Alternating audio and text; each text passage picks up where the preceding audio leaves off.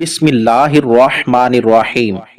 जानते हो, मुझे लफ्ज़ मोहब्बत बहुत बुरा लगता था। मैं मोहब्बत को बहुत बुरा समझती थी। मैं मर्दों को एक दरिंदे से ज्यादा कुछ न समझती थी, क्योंकि मुझे किसी मर्द ने एक बार मोहब्बत में सीने से लगाकर छोड़ा था।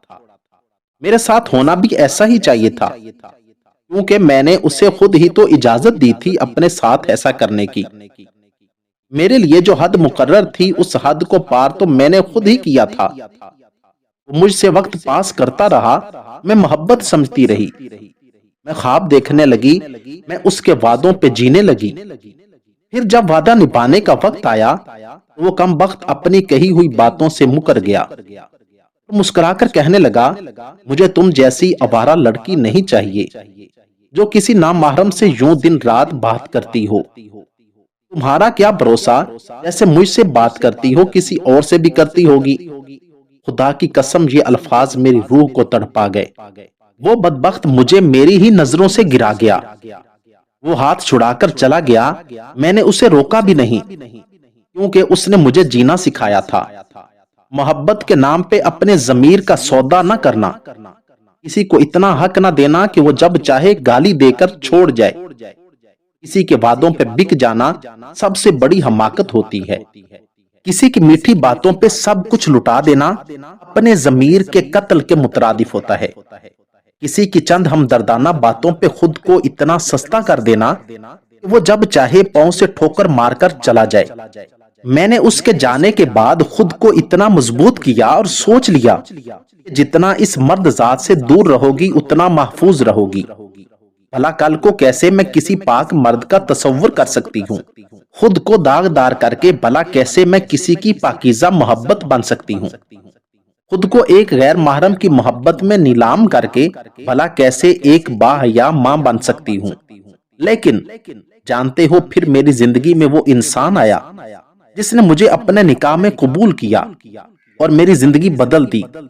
मैं मोहब्बत से पनाह मांगती थी, लेकिन मुझे मेरे हम सफर ने मोहब्बत में जीना सिखा दिया।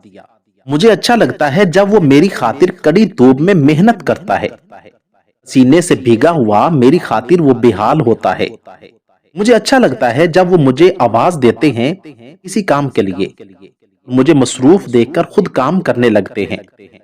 मुझे अच्छा लगता है जब वो दिन भर के थके आते हैं, मेरी हल्की सी मुस्कुराहट पे वो दिन भर की थकन भूल जाते हैं। मुझे अच्छा लगता है जब मैं कोई गलत काम करूं तो वो मुझ पे गुस्सा करते हैं, मुझ पे चिल्लाते हैं, फिर थोड़ी देर बाद खुद ही मेरे पास आकर बैठ जाते हैं और मेरा हाथ पकड़ते हैं, मुझे दुनियादारी की बातें समझाते हैं। मुझे अच्छा लगता है जब वो मेरी इतनी फिक्र करते हैं। जानते हो, मैं कभी कभी वो फरमाइश कर देती हूँ जो वो पूरी नहीं कर सकते, लेकिन फिर भी वो कहते हैं, दुआ किया करो, एक दिन तुम्हारी ये ख्वाहिश जरूर पूरी करूंगा। मैं नमाज के बाद हाथ उठाए उनकी लंबी जिंदगी की दुआ मांगती हूँ। उनके साथ मेरे दोनों जहां हैं। मैं जब बहुत थक जाती हूँ तो मेरी राहत सिर्फ उनकी बाहों में सीने पे सर रखकर आंखें बंद करके खामोशी से लेट जाने से होती है। तब जाकर मुझे एहसास होता है कि मैं निकाह से पहले कैसे किसी का टाइम पास बन गई थी। मैंने कैसे किसी दरिंदे के लिए खुद को इतना सस्ता कर दिया था।